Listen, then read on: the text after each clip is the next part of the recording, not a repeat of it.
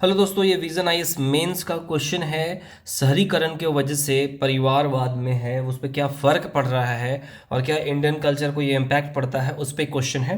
ठीक है, देखिए इस पे कैसे डील कर सकते हैं कि शहर कैसे नुकसान पहुंचाया है, इसके बारे में बताना है और सुझाव भी देना है। देखिए चलिए क्वेश्चन पढ़ते। देखिए, जहां एक और शहरीकरण सामाजिक एकीकरण और आर्थिक अवसर की संभावनाओं सृजित कर रहा है, वहीं दूसरी ओर यार सामाजिक आर्थिक अवस्थिति पर आधारित अलगाव और अपवर्जन को भी बढ़ावा दे रहा है।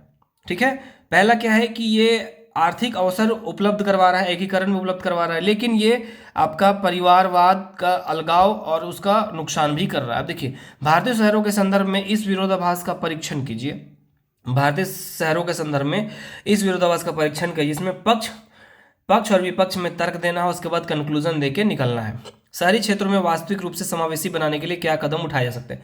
एक तरह से देखिए तो पहले ये बताना है कि संभावना व्यक्त करते हैं, लेकिन उसके बाद क्या है, प्रॉब्लम कर रहा है, उसके बाद पक्ष और विपक्ष में तर्क दे दीजिए। दो डायमेंशन हो गया। तीसरा डायमेंशन समावेशी बनाने हेतु आप क्या कदम उठा सकते हैं, मतलब 3 डायमेंशन में क्वेश्चन को टच करना है। ठीक है, चलिए देखते हैं। देखिए, शहरीकरण एक ऐसी प्रक्रिया है इसमें गांव कस्बों में और कस्बे शहर में अति तीव्र गति से बदलने लगते हैं। ठीक है, शहरीकरण के सामाजिक आर्थिक लाभ, गांव की तुलना में शहरों में जात पात का भेदभाव कम होता है। शहरों का क्या लाभ होता है ये देखिए। ठीक है, अपेक्षाकृत रोजगार की संभावना अधिक होती है। ठीक है, इसमें उद्योग की संभावना बहुत अधिक होती है, इंडस्ट्रीज से रोजगार मिलने की संभावना अधिक होती है। 2-3 पॉइंट और डाला जा सकता था, वो हम नहीं डाले। अब देखिए, सामाजिक आर्थिक हानि, इससे नुकसान क्या होता है। शहरों में गांव की तुलना में आपसी लगाव कम होता है क्योंकि ज्यादातर लोग अनजान होते हैं।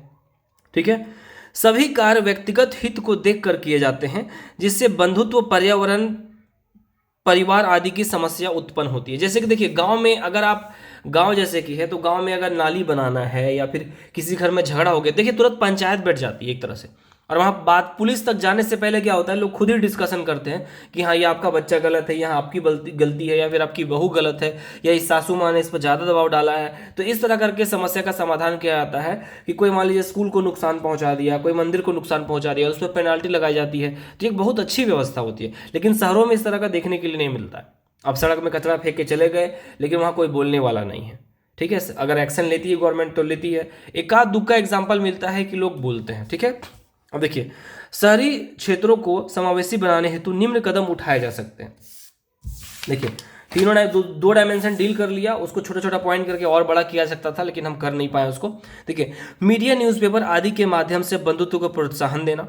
ठीक है, कि वेस्टर्न कल्चर को पूरी तरह से कॉपी करना समझदारी नहीं है, वो आधुनिकीकरण नहीं है। एक समय हम लोग परिवारवाद से अलग हो जाएंगे, परिवार से अलग हो जाएंगे और एकल रह जाएंगे, और हमारे में एकता की कमी होने लगेगी। जैसे कि देखिए, मान लीजिए कि एक बड़ा परिवार है, उससे 4 लोग निकल गए, बात समझिए, 4 लोग का अलग घर है, छोटा छोटा अलग अलग घर है, तो यहाँ यूनिटी की कमी हुई।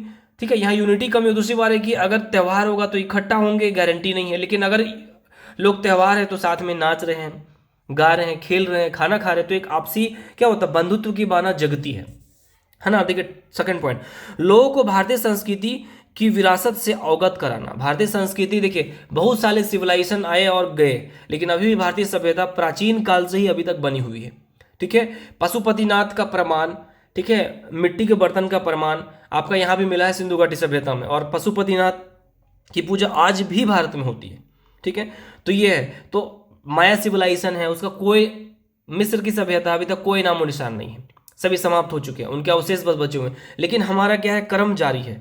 तो इस तरह से इसका महत्व समझे और इसको बरकरार रखें। जैसे कि देखिए, सुबह सुबह नहा धो के पूजा करने का परंपरा, इससे पता है क्या होता है, पूजा करने से होता क्या है कि आप ईश्वर की आराधना करें वो तो अलग बात है, उस इंसान को स्ट्रेस, एंजाइटी, अकेलापन कभी नहीं होगा। 3 चीज जो अभी इंडिया में बहुत तेजी से बढ़ रहा है। लोग स्ट्रेस की वजह से, अभी देखिए कोटा में कई बच्चे सुसाइड किए, प्रेशर की वजह से, समझ रहे हैं ना। तो ये एक फायदा होता है। दूसरी बात है कि प्राचीन पद्धति, मिट्टी के बर्तन में खाना बनाना, पीतल के बर्तन में खाना बनाना, तो उसमें पीतल के गुण, मिट्टी के घड़े में पानी पीना, तो उसमें मिनरल ऐड हो जाता है, तो ये कहीं ना कहीं बेनिफिट होता है। मॉडर्न बन के हम लोग प्लास्टिक बॉटल यूज करने लगे हैं, और पता चला है कि लंबे टाइम में वो कैंसर का रूप धारण कर रहा है।